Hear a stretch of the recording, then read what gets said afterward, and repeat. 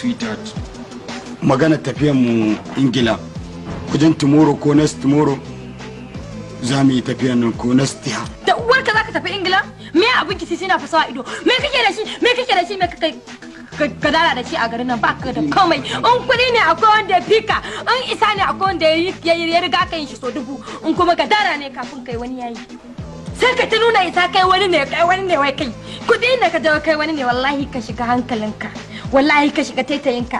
Gidan kudin banza zaka zo ka ce mu kai zaka kai ni outside. Ka shiga hankalinka ka kuma shiga taitayinka. Gidan kudin da in ma yau gidan da kake gadara da ci kake cakuna da gida baban kana da gida kana da kudi kana da mene kana hawa mota ƙaryan kana banza kake yi.